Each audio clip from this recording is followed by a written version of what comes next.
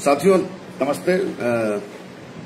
साथियों के जैसा कि आप सब जानते हैं, आज हम इस कोरोना महामारी से जूझ रहे हैं और हमारी ऑर्गेनाइजेशन की तरफ से, यूपी में सारे सीआईटी की तरफ से ये जनता के बीच में जनता के सवालों को लेकर जाने के लिए ये एक सीरीज हम लोगों ने चलाई है, जिसमें कि डिफरेंट इंडस्ट्रीज के लोग डिफरेंट समस्याओं को लेकर हम आपसे बात करेंगे। आज का जो हमारा टॉपिक है कॉमरेड्स, पहले तो सभी साथियों को लाल सलाम करते हैं, हम क्रांतिकारी अभिनंदन करते हैं। और आज का जो टॉपिक है बहुत ही इम्पोर्टेंट टॉपिक है, आज ज्वलंत टॉपिक है जिससे कि हम लोग सब जूझ रहे हैं। आज का टॉपिक है हमारी कोरोना महामारी और हमारी देश की और हमारे सरकार की स्वास्थ्य नीति और दवा नीति।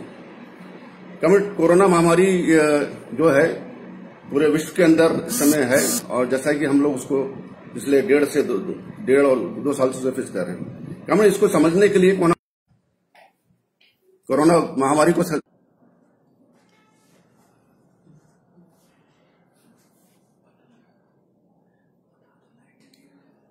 साथियों अभी लाइट चली गई है, जरा सा थोड़ा सा जनरेटर लगा है, वो जनरेटर आने दीजिए, तुरंत मैं आपसे मुखातिब होऊंगा। ये कुछ ना कुछ जो है हो जाता है, ठीक है ना, तो इसके लिए मैं क्षमा प्रार्थी हूँ। तुरंत अभी जनरेटर चल के लाइट आएगा, मैं आपसे मुखातिब होता हूँ, ठीक है। फिर भी हम बात करते रहते हैं, हो सकता है मेरा चेहरा ना दिख रहा हो, लेकिन मैं आपको बात कर रहा हूँ। कमरेड, जो मैं साथियों जो मैं कहना चाह रहा था, जो महामारी है, कोरोना महामारी है, देखिए हमारी शब्दकोश के अंदर दो शब्द हैं, एक पैंडेमिक होता है, एक एपिडेमिक होता है। एपिडेमिक का मतलब होता है कि जो महामारी एक लोकेलिटी के अंदर होती है, कि जो महामारी है वो एक लोकेलिटी के अंदर, एक मोहल्ले के अंदर, एक स्टेट के अंदर, एक शहर के अंदर होती है और उसको निपटारा जो है उस शहर के अंदर वहां की चीजों को ठीक करके उसका किया जाता है। लेकिन जो पैंडेमिक है इसका डिफरेंट मीनिंग है। पैंडेमिक का मतलब है कि जब कोई वायरस या कोई डिसीज या कोई महामारी जो है क्रॉस बॉर्डर आती है, यानी कि एक देश से दूसरे देश के अंदर वो पेनिट्रेट करती है, बॉर्डर तोड़ के आती है। ये इसलिए मैं आपको बात करने चाह रहा हूं कि हमको समझने में होगी कि हमको जो महामारी से लड़ने के अंदर हमारी कहां गलती हुई, उसको समझने में आसानी होगी। तो कोरोना महामारी जो है ये हमारी एक जो है पेंडेमिक है, यानी कि सर्वव्यापी महामारी है। पूरे विश्व के अंदर ये महामारी फैली है, एक देश से दूसरे देश, दूसरे देश से तीसरे देश। तो आखिर ये हमारे देश में महामारी आई कैसे? नेचुरली जो लोग बाहर से आए होंगे उन्हीं के द्वारा आया है, और बाहर से जो लोग आए हैं वो कैसे आएंगे? वो ट्रेन से तो आए नहीं होंगे या बस से तो आए नहीं होंगे, वो बाई एयर ही आएंगे, यानी कि एयरपोर्ट के द्वारा माध्यम से ये कोरोना महामारी जो हमारे देश के अंदर आई। कमेंट, जैसा कि हम सब लोग जानते हैं कि दिसंबर 2019 के अंदर पहला पेशेंट्स एक मिला था, उसके बाद जनवरी के अंदर धीरे धीरे 2-4-6 पेशेंट मिलने शुरू किए। तो हमारे जो एक्सपर्ट्स थे उस समय के, जो साइंटिस्ट थे, उन्होंने हमारी सरकार को चेताया कि एक महामारी है और ये धीरे धीरे हमारे देश के अंदर एंटर कर रहा है। इसको करेक्टिव मेजर्स अभी से अगर हम लेंगे तो हम समझते हैं कि इस महामारी से हम रोक सकते हैं और जनता के स्वास्थ्य के ऊपर जो है इसका ज्यादा असर नहीं पड़ेगा। लेकिन हो सकता है हमारी सरकार का कुछ इंटरनेशनल कंपल्शन रहा हो, बहुत ज्यादा ध्यान नहीं दिया, इसको बहुत इजीली लिया गया और इंटरनेशनल कंपल्शन वो होगा, उनका अपनी मजबूरी रही होगी और उन्होंने इसको बहुत सीरियस नहीं लिया। उसके बाद मार्च का महीना आया, उस समय भी लोगों ने, हमारे साइंटिस्ट ने, हमारी एक्सपर्ट कमिटीज जो है हमारी हेल्थ को लेकर, उन्होंने बताया कि हमको करेक्टिव मेजर्स लेने पड़ेंगे।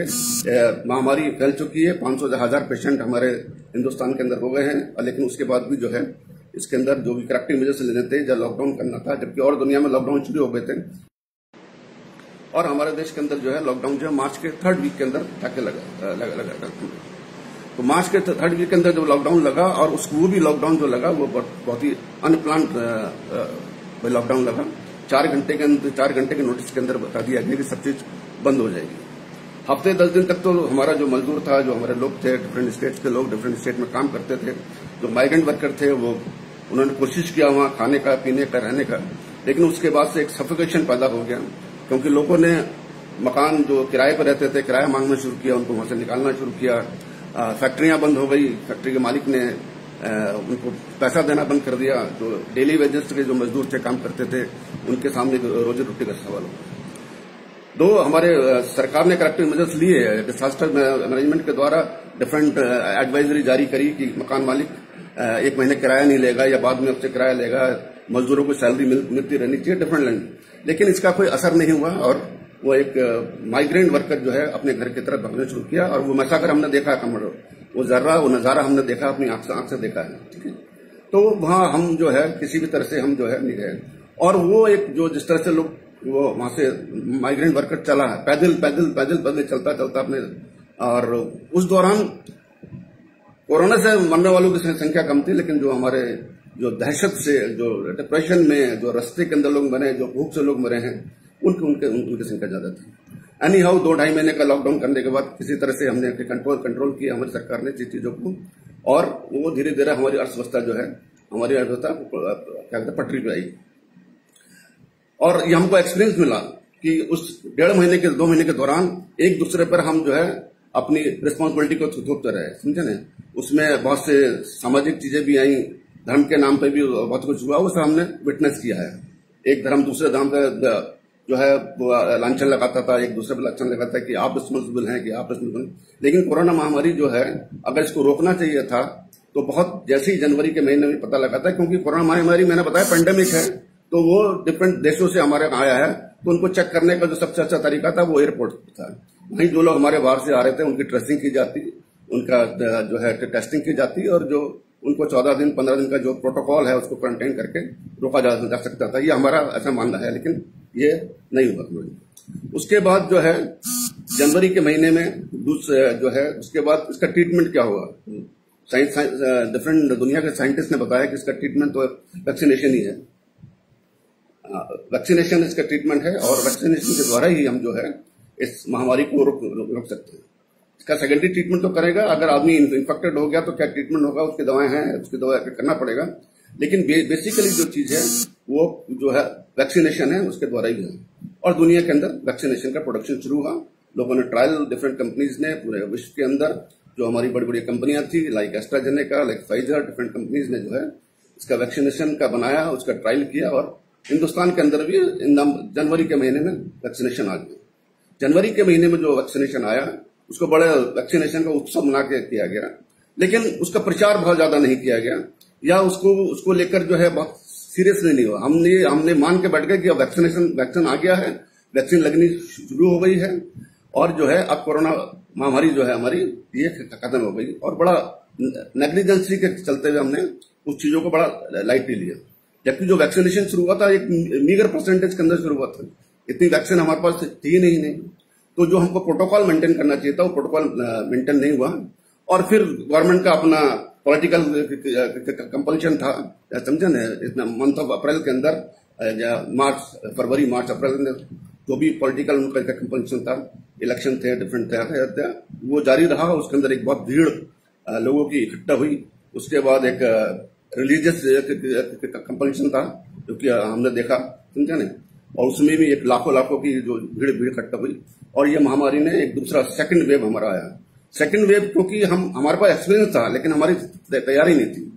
अगर हमारी तैयारी रही होती तो सेकंड वेव को हम लोग रोक सकते थे, जैसा हमारा ऑर्गेनाइजेशन का मानना है। और वो सेकंड वेव इतना महामारी का इतना विभत्स रूप लिया उसने, वो हम समझे देखा है।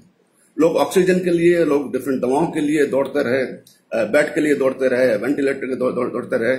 और इस दौरान हमने एक एक्सपीरियंस किया है कि जो हमारा स्ट्रक्चर खड़ा हुआ था, जो हमारा सार्वजनिक क्षेत्र का स्ट्रक्चर था, वही इसके लिए एक काम आया। चाहे वो प्राइवेट हॉस्पिटल हो या डिफरेंट चीजें हों, उन्होंने आपदा को एक अवसर बनाकर अपनी प्रॉफिट को इंक्रीज करने के लिए दवाओं की ब्लैक मार्केटिंग करी है, ऑक्सीजन की ब्लैक मार्केटिंग करी है।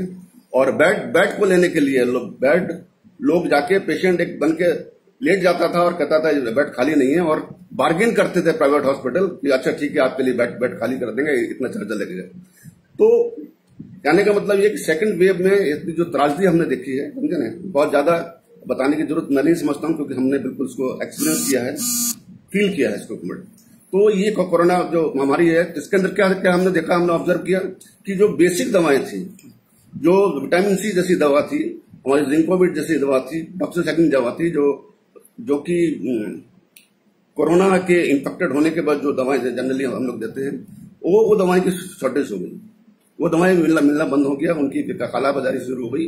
दूसरी चीज साथियों ये बताना चाहेंगे कि इसी बीच पेट्रोल के प्राइजेस बढ़े। जब पेट्रोल के प्राइजेस बढ़े तो उनकी जो ट्रांसपोर्टेशन जो कॉस्ट थी वो भी हमारी बढ़ी। ट्रांसपोर्टेशन जब हमारी कॉस्ट बढ़ी तो नेचुरली वो दवाओं के दाम भी बढ़े कम बढ़े। तो एक सबसे जो चीज हमने देखा कि दवाओं के दाम बेहतर से बढ़े, प्लस दवा जो कि बहुत इंपॉर्टेंट दवा है, जो पेटेंटेड दवा थी हमारी, जो आपकी टोसिलिजुमेब मैब है, फेविपिराविर है, कहते हैं रेमडेसिविर जो दवा है, वो सब दवाएं की शॉर्टेज कर दी गई और वो इतनी महंगी बिकने लगी कि 30,000 से लेके 1-1 लाख तक का वो इंजेक्शन हमारा बिका।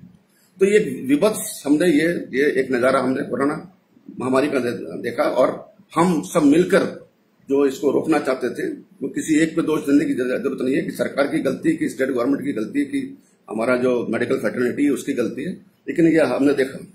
और इस दौरान हमने अपने साथियों को, अपने रिश्तेदारों को, मेरे ख्याल ऐसा कोई घर नहीं होगा, ऐसा कोई फैमिली नहीं होगी जहां कोरोना महामारी का इफेक्ट न हुआ है। अपने नियर डियर्स को, अपने एमिनेंट पर्सनैलिटीज को, देश की बड़े बड़े साइंटिस्ट को हमने खोया है, डॉक्टर को खोया है हमने, बड़े बड़े डॉक्टर जो डिफरेंट काम किए। लेकिन ये एक एक्सपीरियंस जरूर हुआ कि जो हमारा सार्वजनिक क्षेत्र का, जो हमारे हॉस्पिटल का जो स्ट्रक्चर है हमारा, वही स्ट्रक्चर इसके अंदर काम आया। ये हमारे एक्सपीरियंस है। कमेंट IMA का एक रिपोर्ट है कि पिछले साल कोविड की जो पहली वेव थी उसके अंदर करीब 650 हमारे डॉक्टर्स, हेल्थ केयर जो प्रोफेशनल थे, डॉक्टर्स थे, उनकी डेथ हुई थी ट्रीटमेंट करते हुए। और इसके अलावा हमारी पैरामेडिकल स्टाफ, नर्सेज, डिफरेंट लोगों की डेथ हुई थी। लेकिन सेकंड जो वेव आई थी, in span of 1 month and 1.5 month जो है, करीब मोर देन 700 डॉक्टर जो हमारे जो है वो डेथ हुआ। और उसमें सबसे ज्यादा डॉक्टर की डेथ जो है वो दिल्ली के अंदर हुई। 109 करीब डॉक्टर थे जो दिल्ली के अंदर हमारी जो उसकी डेथ हुई। उसके बाद फॉलोड बाय बिहार है जहां 90 डॉक्टर्स की डेथ हुई। तो कहने का मतलब ये इतना विकराल रूप था, इतना विभत्स रूप था कि चीजें कम पड़ गई, समझे नहीं। हमारे जो कैमिटोनिस सेंटर थे वहां जगह कम पड़ गई। ये सब हमने एक्सपीरियंस किया है। तो सवाल ये कि हमसे चूक कहां हुई, हमसे गलती कहां हुई। इसके लिए कॉमरेड हमको एक बैकग्राउंड में जाना पड़ेगा कि हमारी जो देश है उसकी वो स्वास्थ्य नीति क्या है, और हमारी जो दवा जो हम बनाते हैं, जो दवा नीति क्या है हमारे देश की, हमारी सरकार की, उसके लिए हमको थोड़ा सा उसको जानने की कोशिश करनी पड़ेगी। इसके लिए हम कॉमरेड आपको जो है बैकडोर में लेके हम चलते हैं, आपको पीछे लेके चलते हैं। 1947 के अंदर जब हमारा देश आजाद हुआ, उस समय दवा के क्षेत्र में हम बिल्कुल जीरो थे। मल्टीनेशनल कंपनियां थी डिफरेंट, उनके ऊपर हम निर्भर करते थे। और वो दवा की कोई इंडस्ट्री नहीं थी यहाँ उस समय दवाएं बाहर से आती थी, मल्टीनेशनल कंपनी अपनी दवाएं लाती थी, या कैप्सूलिंग करके, स्ट्रिपिंग करके और अपनी मोहर, अपना नाम लगा के दवाएं बेचती थी। तो जो दवाएं थी वो एक कॉमन मैन की रीच से बहुत बहुत दूर थी। बड़ा मुश्किल से दवाएं मिलती थी और ट्रीटमेंट होता था। तो देश की आजादी के बाद उस समय के जो हमारे सरकारें थी, उन्होंने सोचा कि इस तरह से हमारा देश की स्वास्थ्य नीति नहीं चलेगी, देश में हम स्वास्थ्य को बेहतर नहीं बना सकते हैं। इसके लिए हमको दवाएं बनानी पड़ेगी, देश के अंदर ही दवाएं बनानी पड़ेगी। और एक सार्वजनिक क्षेत्र की दवा कंपनियों का वहां पर जो खुलना शुरू हुआ, सबसे पहले हमारे हिंदुस्तान एंटीबायोटिक्स जो ऋषिकेश के अंदर खुला। उसके बाद हमारा डिफरेंट कंपनीज है, लाइक IDPL है, यूपी के अंदर हमारा UPDPL है, और जगह राजस्थान में हमारी कंपनी है राजस्थान ड्रैगन फार्मास्यूटिकल कंपनी, इस तरह लिमिटेड करके, और बंगाल के केमिकल्स है। तो डिफरेंट सार्वजनिक क्षेत्र की कंपनियां खुली, उन्होंने दवाएं बनाया और वो मल्टीनेशनल कंपनी के कंपटीशन में आया। एक एग्जांपल देके आपको समझाना चाहेंगे, उस समय की कंपनी फाइजर, एक एंटीबायोटिक उसका आता था टेट्रासाइक्लिन, टेरामाइसिन उसका नाम हुआ करता था, बहुत इंपॉर्टेंट था टाइफाइड फीवर के अंदर और डिफरेंट फीवर के अंदर, और बहुत महंगा कैप्सूल आता था। लेकिन जब IDPL ने वही दवा सस्ते दाम में हमारा बनाना शुरू किया टेट्रासाइक्लिन के नाम से, और बाजार के अंदर आया, तो उस फाइजर कंपनी को, मल्टीनेशनल कंपनी को, उस दवाओं के दाम को कम करना पड़ा। यानी कि सार्वजनिक क्षेत्र ने ये एक ऐसा चीज हमारे देश के अंदर कंपटीशन दिया मल्टीनेशनल कंपनी को, और मल्टीनेशनल कंपनी को अपने दवाओं के दाम को कम करना पड़ा, और दवा की जो अवेलेबिलिटी थी, जो उपलब्धता थी, वो उपलब्धता बढ़ी। इसमें ज्यादा इजाफा फिर हुआ जब हमारा इंडियन पेटेंट एक्ट 1970 बना। इंडियन पेटेंट एक्ट 1970 है दुनिया का सबसे अच्छा पेटेंट कहा जाता था, क्योंकि उसके अंदर हमारा प्रोसेस पेटेंट था, प्रोडक्ट पेटेंट नहीं था। अगर कोई रिसर्च वर्क हो रहा है, कोई प्रोडक्ट आया है, तो उसके नाम से हम प्रोडक्ट को नहीं बना सकते, लेकिन किस प्रोसेस से हम प्रोडक्ट बनाएंगे, दूसरे प्रोसेस से प्रोडक्ट बना सकते थे। और उसका जो पेटेंट था वो 7 साल का था, यानी कि 7 साल के बाद हम दूसरे तरीके से, दूसरे प्रोसेस से जाके वही दवा हम बना सकते हैं। तो उसमें भी बहुत इजाफा हुआ। उसके लिए एक एग्जाम्पल हम देंगे, एक मैन बेकर का कंपनी हुआ करती थी, जिसका एक दवा आता था फ्लैजिल के नाम से, जो अमीबाइसिस के अंदर काम आता था। वो दवा उस समय बहुत महंगा दवा था और सबसे अच्छा दवा माना जाता है कि एमीबॉयोसिस के लिए ये रामबाण दवा है। लेकिन जब हिंदुस्तान के अंदर 1970 के अंदर 70 में जो पेटेंट बना के कानून बना, उसके बाद हमारी डिफरेंट कंपनी ने वो दवा बनाना शुरू किया। यूनिक नाम की कंपनी है जो कि मेट्रोजेल लेके दूसरे प्रोसेस के थ्रू आया और उसने जो दवा बनाई इक्वली इफेक्टिव दवा बनाई, बल्कि उससे ज्यादा इफेक्टिव दवा बनाई और उसकी कॉस्ट बहुत कम हुई, यानी कि ₹1 के अंदर उन्होंने बेचना शुरू किया। तो ये 1970 का जो हमारा पेटेंट आया,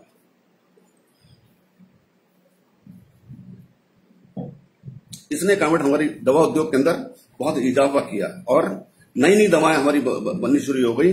जो दवाएं खाली फॉरेन कंट्रीज के अंदर बिकती थी, वो दवा हमारे साइंटिस्ट ने, हमारी इंडस्ट्री ने इस हमारे देश के अंदर बनाना शुरू किया और हम दवा के क्षेत्र में आत्मनिर्भर हो गए। हम दवा के क्षेत्र में आत्मनिर्भर हो गए।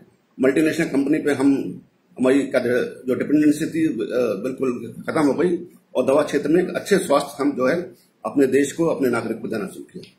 तो इसके बाद इसमें डिफरेंट ड्रग्स का डिमार्केशन किया गया। इसमें कुछ लाइफ सेविंग ड्रग होती है, कुछ इसेंशियल ड्रग होती है, कुछ डिफरेंट फैंसी ड्रग होती है। तो समय समय पे डिफरेंट कमेटीज ने हमारी सरकार को अपना रिकमेंडेशन दिया, बताया कि ये लाइफ सेविंग ड्रग है, इनको इसेंशियल की कैटेगरीज में रखें, इनकी कॉस्ट पे कंट्रोल होना चाहिए, गवर्नमेंट का कंट्रोल होना चाहिए और सस्ती होनी चाहिए क्योंकि लाइफ सेविंग ड्रग है। लाइफ इस तरह से हमारी जो ड्रग नीति है, जो दवा नीति है, वो नीति हमारी चलती रही। अब हमको स्वास्थ्य नीति के बारे में बताना चाहेंगे। पहले भी ये बहुत कहा गया है कि वो हमारे उस समय हिंदुस्तान के अंदर जो इलाज होता था वो डिफरेंट हकीम वैद्य इसके थ्रू होता था, ठीक है ना। और एक एग्जांपल देकर आपको बताना चाहिए कि 1950 से लेकर 1955 तक जो हमारा स्वास्थ्य का जो स्ट्रक्चर था, वो स्ट्रक्चर के अंदर बहुत इजाफा हुआ। उस समय का जो दूरदर्शिता थी, उस समय की जो सरकार थी, और एक बहुत अच्छा काम ये किया। एक एग्जांपल बताना चाहेंगे हम कि 1950 के अंदर जो हमारे देश का जो व्यक्ति था, उसकी जो औसत आयु थी, वो औसत आयु करीब जो है 31 साल थी। और हमारे उस देश के अंदर जो मृत्यु दर थी उस समय, वो करीब 45 लोग थे 1000 के ऊपर हमारा जो मृत्यु दर था। तो उस समय जो है, उस समय भी आयुर्वेदिक और डिफरेंट चीजों को उस समय ट्रीटमेंट होता था। और एक ये कॉन्स्पिरेसी थ्योरी बनाई जाती थी कि हमको वैज्ञानिक सोच में नहीं जाना है और विज्ञान को नहीं।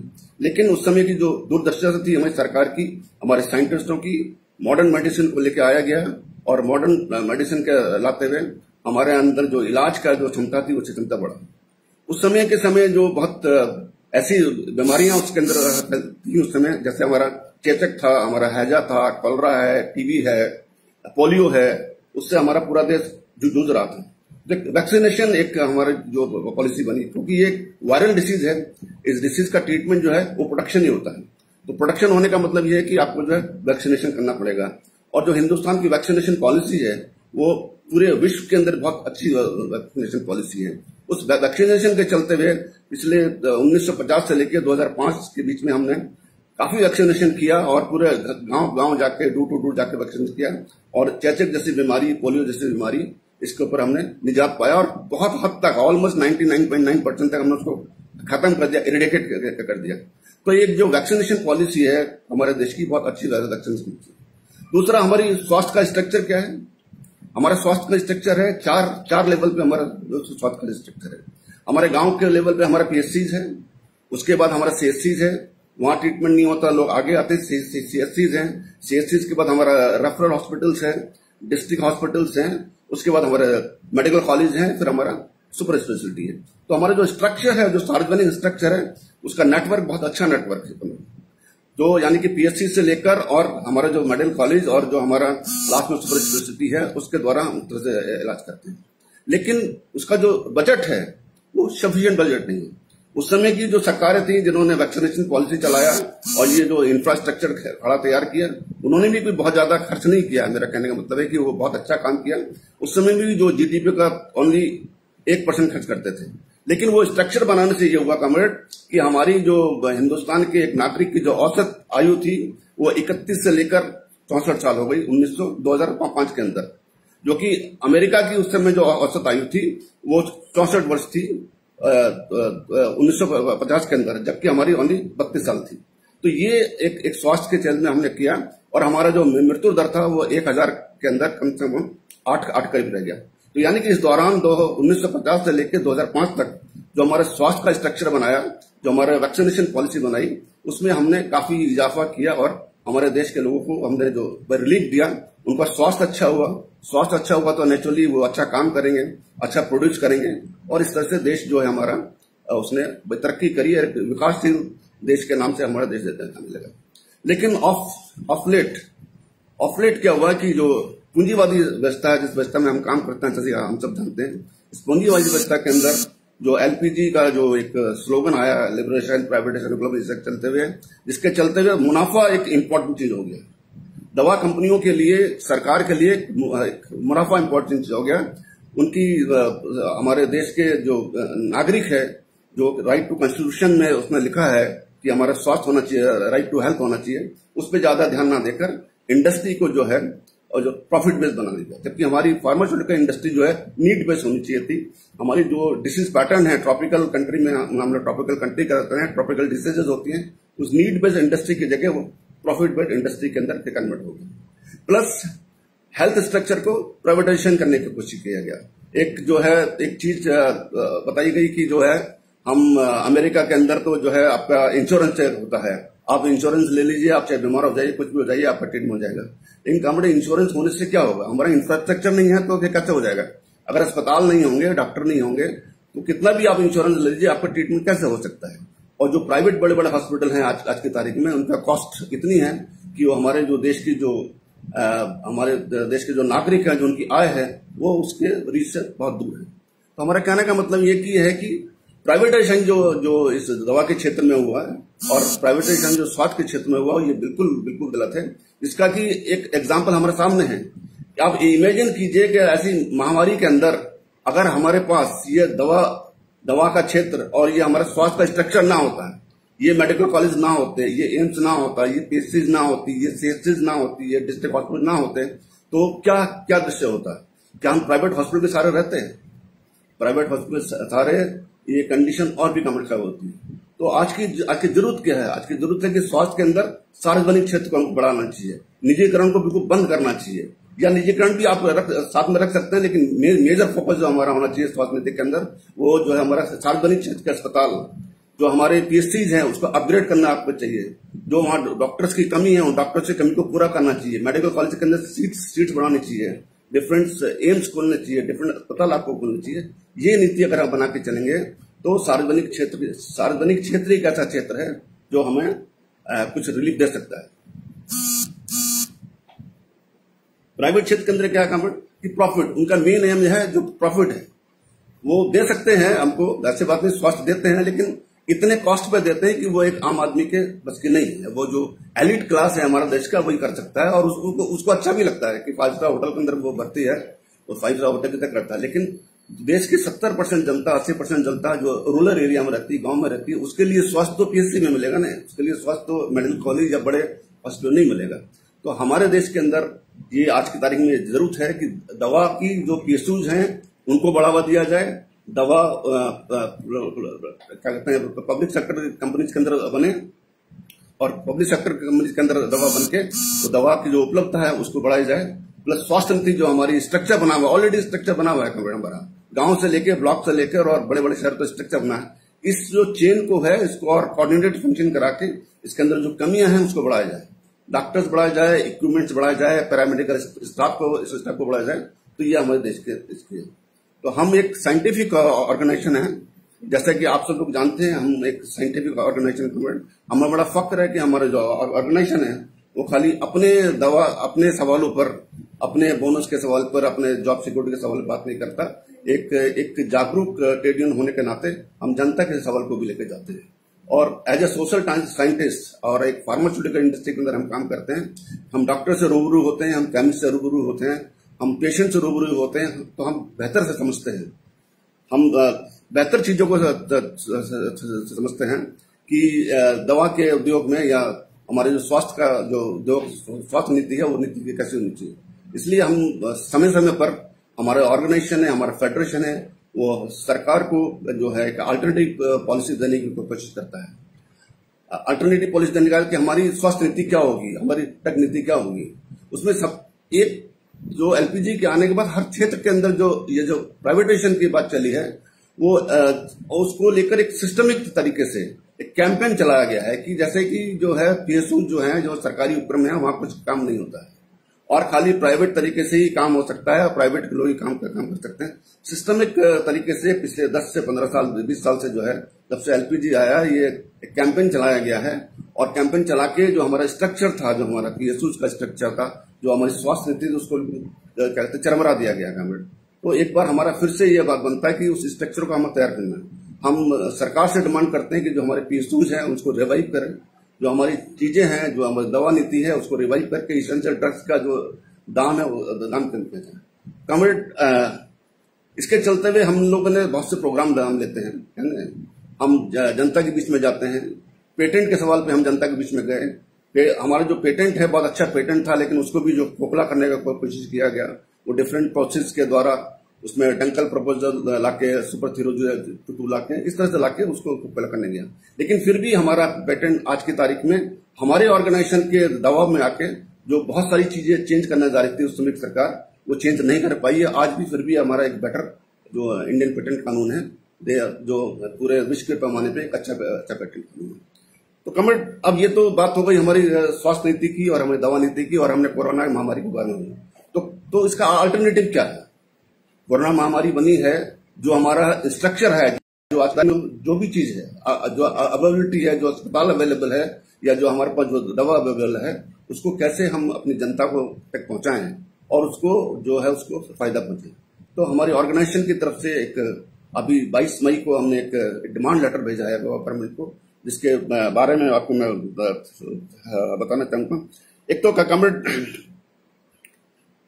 जो वैक्सीनेशन पॉलिसी है हमारा, क्योंकि जो ये पेंडेमिक है और इस पेंडेमिक का जो इलाज है, प्रोटेक्शन, जो उसका इलाज है, उसका इलाज जो है वो प्रोटेक्शन ही है। तो उसके लिए हमें जो है, जो हमारी वैक्सीनेशन पॉलिसी है, उसको चेंज करना पड़ेगा। उसको मास लेवल पे क्या कहते हैं वैक्सीनेशन पॉलिसी करनी पड़ेगी, और ये इंश्योर करना पड़ेगा कि जनता के हर तबके तक, हमारे देश के कोने कोने तक जो है वैक्सीनेशन पहुंचे, और ये वैक्सीनेशन जो है इंडिस्क्रिमिनेट हो। ऐसा नहीं कि वो गरीब को ना लगे, अमीर को लगे, इसको लगे, हर तबके को जो वैक्सीनेशन लगे। जब तक ये वैक्सीनेशन पूरा नहीं होगा, तब तक हम जो अपने स्वास्थ्य को, अपने देश के नागरिक के स्वास्थ्य को हम कुछ रिलीफ नहीं पाएंगे। और ये वैक्सीनेशन जो है विद इन स्टिपुलेटेड टाइम होना चाहिए। इसके लिए एक नई वैक्सीनेशन पॉलिसी का, जो पुरानी वैक्सीनेशन पॉलिसी है वो कारगर नहीं है। इसके लिए सरकार को एक नई वैक्सीनेशन पॉलिसी लानी चाहिए, और उसके अंदर ये इंश्योर करना चाहिए विदाउट एनी डिस्क्रिमिनेशन की एक्सेसिबिलिटी ऑफ द हमारा वैक्सीनेशन हो, और वैक्सीनेशन के जो दाम हो बिल्कुल कम हो, एक कॉमन मैन रिच के अंदर है, और बल्कि फ्री वैक्सीनेशन होना चाहिए फॉर ऑल।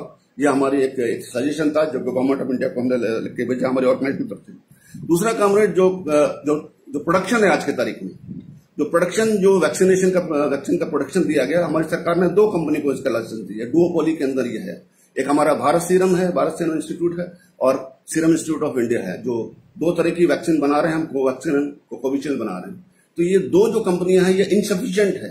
135 करोड़ जनता को हमको वैक्सीनेशन करना है, और ये 2 कंपनी जो वैक्सीन बना रही है, जो इनके रीच के अंदर है, वो इनसफिशिएंट है। इसलिए हमारी सरकार से ये आग्रह करते हैं, डिमांड करते हैं कि ये वैक्सीनेशन जो है, जो आप बनाने का लाइसेंस दे रहे हैं, कंपल्सरी लाइसेंसिंग हमारे इंडियन पेटेंट के अंदर है, उसको लेकर डिफरेंट पीएसयूज को आप दीजिए, और डिफरेंट जो प्राइवेट कंपनीज हैं जो और वैक्सीनेशन बनाने के अंदर एफिशिएंट है वैक्सीन, क्योंकि खाली 2 कंपनी से काम नहीं चलेगा। अभी एक तीसरी कंपनी हमारा जो है, एक रशिया से वैक्सीन आई है, स्पुतनिक भी करके आई है, उसका जो मैन्युफैक्चरिंग और मार्केटिंग राइट जो है खाली एक कंपनी को दिया है, डीआरएल को दिया है, और उसने जो प्राइस उसका डिक्लेयर किया वो बहुत हाई प्राइस है, कॉमन मैन से रीच है। तो एक कंपनी को क्यों दिया, वो डिफरेंट कंपनी को दे सकते थे। तो हमारा सरकार से ये डिमांड है कि जो वैक्सीनेशन पॉलिसी है, ये बिल्कुल सार्वजनिक इसको किया जाए, और सार्वजनिक क्षेत्र के अंदर ज्यादा से ज्यादा वैक्सीन बनाने का कोशिश किया जाए, और जो प्राइवेट सेक्टर के अंदर जो हमारी एफिशिएंट कंपनियां उनको भी दिया जाए। खाली 2 कंपनी से कोविड और कोविशील्ड बनाने से हमारा काम नहीं चलेगा। फ्यूचर में और भी वैक्सीन आएंगी, तो हमारा इंफ्रास्ट्रक्चर तैयार होना चाहिए था, जो और वैक्सीन आए उसके लिए हमारे पीएसयूज बिल्कुल जो है वो तैयार रहें, और लोगों को स्वास्थ्य के सवाल पे एक रिलीफ दे पाए। हमने देखा अभी कि of late government of India ने जो है डिफरेंट पीएसयूज को दिया है, लेकिन वो इनसफिशिएंट है। जितने भी पीएसयूज हैं उन सबको जो है वैक्सीन बनाने का लाइसेंस मिलना चाहिए। और जिसके चलते हुए हम जो है जो वैक्सीनेशन है वो कंप्लीट एक स्टिपुलेटेड टाइम के अंदर वैक्सीन करते हैं। तीसरी चीज है कमेंट जो कोविड-19 के अंदर जो ट्रीटमेंट हमारा उसमें मेन दवा हमारा क्या था रेमडेसिविर है, पिरावीर है और हमारा टोक्लिजामेब है। ये इंपॉर्टेंट दवाएं हैं और ये पेटेंटेड दवाएं हैं। तो पेटेंटेड दवाएं हैं तो नेचुरली कुछ कंपनी बना रही हैं तो इसकी शॉर्टेज होना बिल्कुल लाजमी है। और आज जैसा कि हमारे देश के अंदर कुछ ऐसे लोग हैं जो देश बेच के अपना प्रॉफिट कमाना चाहते हैं, उन्होंने खूब फायदा उठाया, इसको लाख लाख रुपए में से इंजेक्शन बेचा। तो इसके लिए क्या करना चाहिए? तो हमारा गवर्नमेंट की तरफ से डिमांड है कि जो डिजास्टर मैनेजमेंट है उसको एक आपदा उसको घोषित कीजिए। और उसके चलते हुए जो इंडियन पेटेंट के अंदर सेक्शन 84 और सेक्शन 922 का जो प्रावधान है कि उस समय आपका पेटेंट नहीं चलेगा। अगर महामारी फैली है तो किसी एक कंपनी का वो पेटेंट नहीं रहेगा। तो उसका लाइसेंस कंपल्सरी लाइसेंसिंग किया जाए और कंपल्सरी लाइसेंसिंग के चलते हुए डिफरेंट जो कंपनीज है हमारी जो पीएसयूज हैं उनको ये दवाएं जो लाइफ सेविंग ड्रग है जो ब्लैक फंगस के लिए अभी म्यूकोरमाइकोसिस जिसको कहते हैं, जिसमें कि आपका ये लाइपोसोमल एफरमेक्टिन बी करके जो एक दवा आई है वो दवा का उसको लाइसेंस मिलना चाहिए।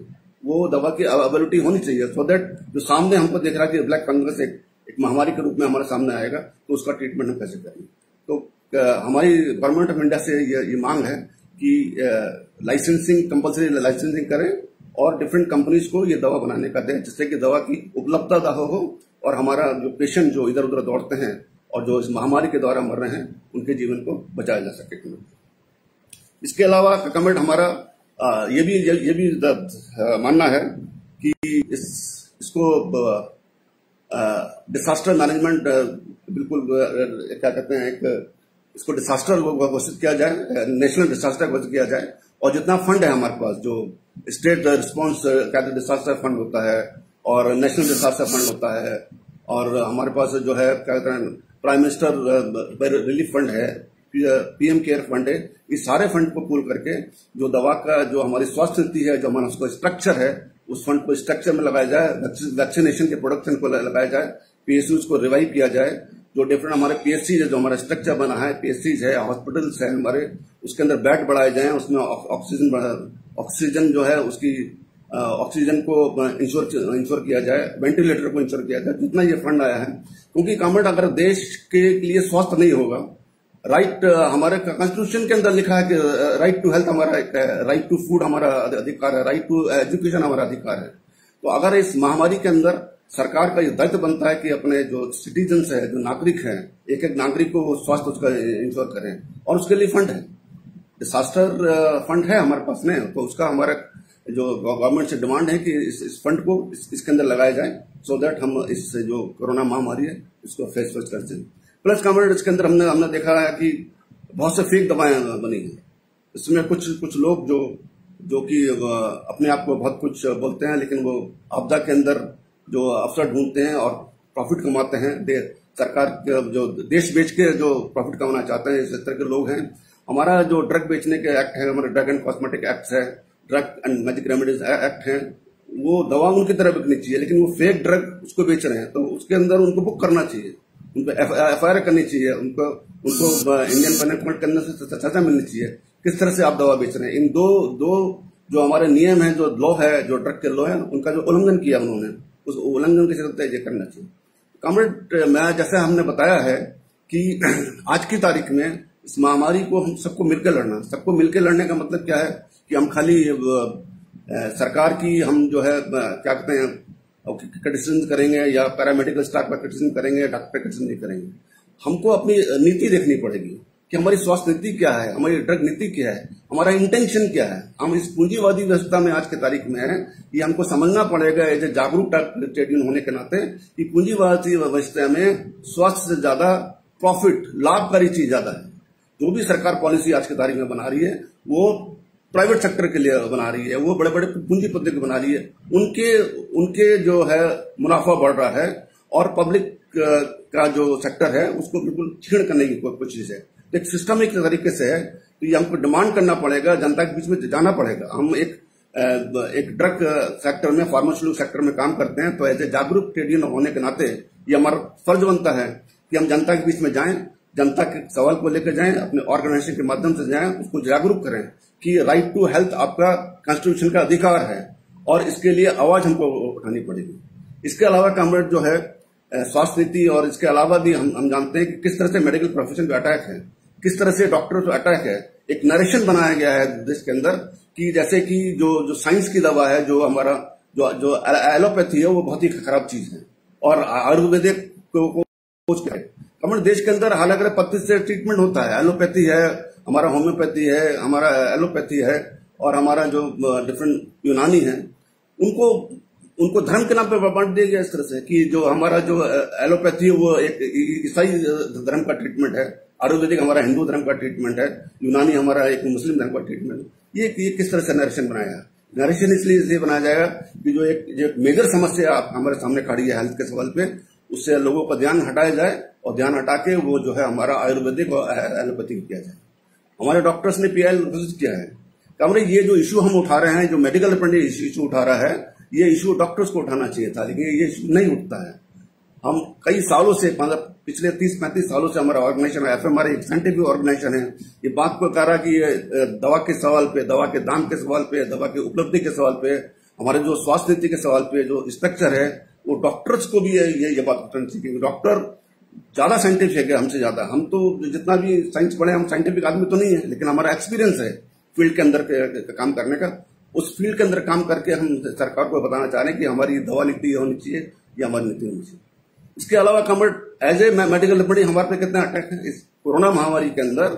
हमारी कंपनियों ने इसको एक अवसर ले लिया है और जो उनका एक एजेंडा था, जो हमारे प्रॉफिटेबिलिटी का एजेंडा था कि वर्कर को कम करके प्रॉफिट को हमारा बरकरार रखा जाए, डिफरेंट ट्रांसफर्स हुए हैं, हमारे टर्मिनेशन हुए हैं, समझे ना, वेज कट हुए हैं, एक महीने के लोगों को सैलरी दी है, किसी का 80% टारगेट है तो 80% सैलरी दी गई है, किसी का अचीवमेंट 50% है तो 50% सैलरी दी गई। तो इस तरह से जो है पूरे देश के अंदर एक मेडिकल प्रोफेशन पर अटैक है, मेडिकल डिपार्टमेंट पे अटैक है, पैरामेडिकल स्टाफ पे अटैक है और हमारे जो डॉक्टर्स पे अटैक है। तो इन सबको लेकर हमको एक तीनों के समन्वय हमको बनाना पड़ेगा स्टेट के अंदर और डिफरेंट यूनिट्स के अंदर।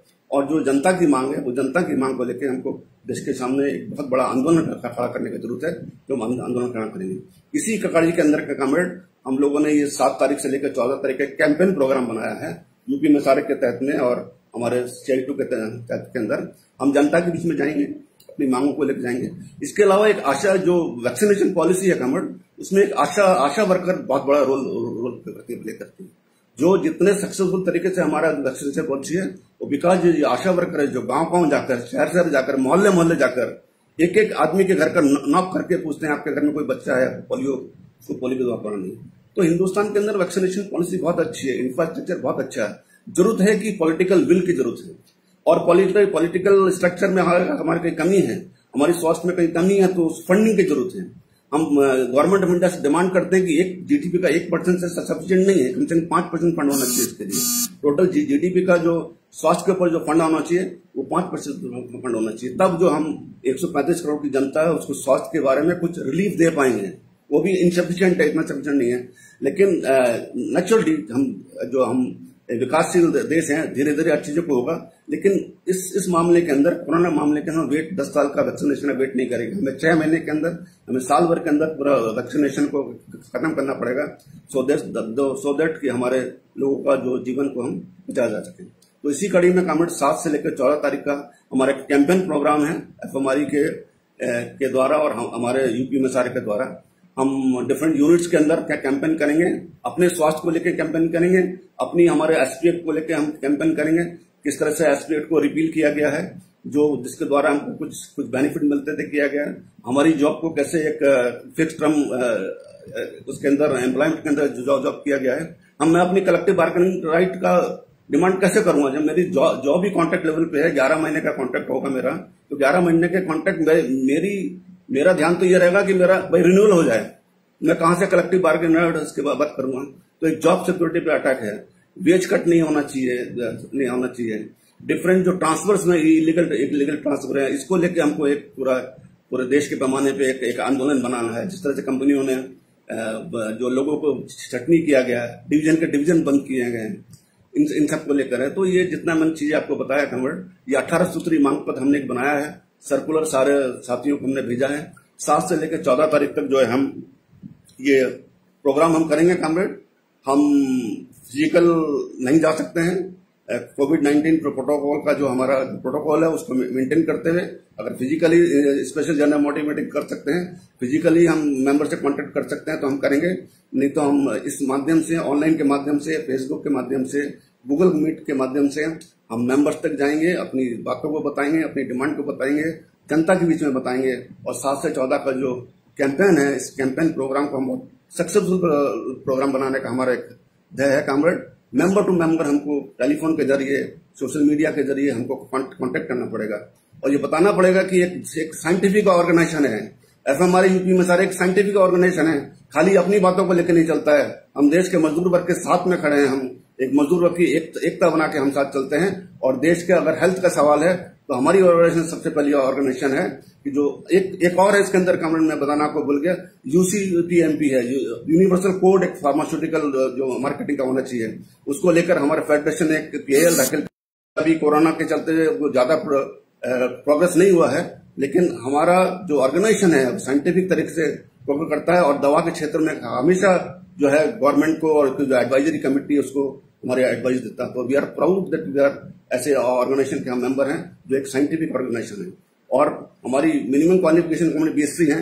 देश की और जनता से हम ज्यादा जागरूक हैं, लॉजिकल चीजों को हमसे समझ सकते हैं, हम साइंस के स्टूडेंट हैं, लॉजिकली चीजों का एनालाइज कर सकते हैं। उस एनालाइज करते हुए लॉजिकल चीजों को और पूरे मजदूर वर्ग के साथ एक व्यापक एकता बना के, सीआईटू के हम मेंबर हैं, एफएमआर के हम मेंबर हैं और जितने सेंट्रल ट्रेड यूनियन है उनके साथ बनाकर हम जो ऑनस्लॉट है आज की तारीख में, जो प्राइवेटाइजेशन का बढ़ावा देने के चलते हुए जो हमारी सार्वजनिक चीजें हैं, जो उसका ऑनस्लॉट है, अगर हमने देश को बचाना है तो सार्वजनिक क्षेत्र को बनाना होगा, चाहे वो बीएसएन का क्षेत्र हो, चाहे वो दूरसंचार का क्षेत्र हो, चाहे वो बिजली का क्षेत्र हो, चाहे वो कोयले का क्षेत्र हो, कोई भी क्षेत्र हो।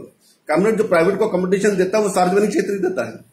एग्जाम्पल है बीएसएन को, सारे लोग बीएसएन के इंफ्रास्ट्रक्चर जितने प्राइवेट कंपनियां काम करती हैं और कहती है बीएसएन खराब है, पैसा लगता नहीं है, तो एक सिस्टमिक तरीके से कैंपेन करके उसको हटा दिया गया है। क्यों? क्योंकि हमको दूसरे साथी जो है, जो प्राइवेट सेक्टर है, जो हमको हेल्प करते हैं, जो सरकार को हेल्प करता है, जो चीज करता है, उसको देने के लिए उसको बढ़ावा देना। तो हमारा कहना यह है साथियों कि इस मुहिम के अंदर जो है हमको अपने साथियों को जागरूक करना है, साथियों को पता, हमारी पॉलिटिकल आइडियोलॉजी कुछ भी हो सकता है, लेकिन जनता के सवाल पे हमको एक को जाना पड़ेगा, जनता के सवाल पे हमको मार्केट जाना पड़ेगा, हमको अपने केमिस्ट के साथ, हमारे पैरामेडिकल स्टाफ के साथ, हम डॉक्टर के साथ समन्वय बनाना पड़ेगा और अपने सवालों को लेकर, पेटेंट के सवाल को लेकर, ड्रग के प्राइस के सवाल को लेकर, ड्रग स्वास्थ्य नीति का जो इंफ्रास्ट्रक्चर है उसको लेकर जाना पड़ेगा और सरकार को मजबूर करना पड़ेगा कि जो आप नीति बना रहे हैं वो नीति जो है हमारा देश का जो नागरिक है उसके अनुसार बनाइए। 70% देश की जनता, उसके अनुसार आप देश की नीति बनाइए, ना कि चंद लोगों के लिए आप नीति बनाएंगे। क्योंकि हमारा जो देश का नागरिक है वो किसी मैक्स हॉस्टल में ट्रीटमेंट करने के नहीं जाएगा, एलिट क्लास जा सकता है। तो जो देश की नीति होनी चाहिए वो सारी जनता के लिए नीति होनी चाहिए। और फिर मैं आपसे कहना चाहूंगा कि vaccination is the only solution. आज इस महामारी के लड़ना है, वैक्सीनेशन के लिए हमको एज ए नागरिक भी हमको जागरूक करना चाहिए लोगों को, और सरकार को बाध्य करना चाहिए कि डिफरेंट कंपनीज को वैक्सीनेशन बनाने का दे, और जो फ्यूचर में वैक्सीन आ रही है उसका भी तैयारी करके रखे, किस किस कंपनी को इसका लाइसेंस देने हैं, मार्केटिंग राइट्स देने हैं, बनाए। और वैक्सीनेशन के प्राइजेस जो हैं इंडिस्क्रिमिनेट होना चाहिए, मिनिमम ऐसा नहीं होना चाहिए स्टेट खरीद रहा था उसका प्राइस और है और हमारी सेंट्रल खरीद रहा तो उसका प्राइस और है, और प्राइवेट में वो बेच रहा तो उसका प्राइस है। प्राइजेस सबके एक होने चाहिए कमेंट। और हमारा तो मानना है कि ये सेंट्रल वैक्सीनेशन पॉलिसी होना चाहिए, हमको स्टेट पे नहीं छोड़ना चाहिए, क्योंकि ये एक महामारी है पूरे देश के अंदर, पूरे विश्व के अंदर महामारी है। तो एक सेंट्रल वैक्सीनेशन पॉलिसी हमारी होनी चाहिए, उसके तहत जो है फ्री वैक्सीनेशन होना चाहिए। तो इन्हीं शब्दों के साथ कमेंट मैंने समझता हूं कि मैं काफी आपका टाइम लिया। जो हमारा ऑर्गेनाइजेशन का जो एक दिशा है, ऑर्गेनाइजेशन का जो एक फिलॉसफी है, ऑर्गेनाइजेशन जो सोच है, वो सोच आपके सामने रखा। और इस महामारी का हम मुकाबला कर सकते हैं, हम महामारी का मुकाबला सब मिलकर करेंगे, सारे ट्रेड यूनियन, सारे सेंट्रल ट्रेड यूनियन मिलकर करेंगे। और सरकार को हम मजबूर करेंगे कि जो दवा नीति बनाएंगे वो पीपल ओरिएंटेड दवा नीति होना चाहिए, प्रॉफिट ओरिएंटेड दवा नहीं होता है। इन्हीं शब्दों के साथ मैं अपनी बातों को खत्म करता हूँ। धन्यवाद कॉमरेड। इनकलाब जिंदाबाद। दुनिया के मजदूर एक हो, किसान मजदूर एकता जिंदाबाद। इनकलाब जिंदाबाद। Thank you comrade.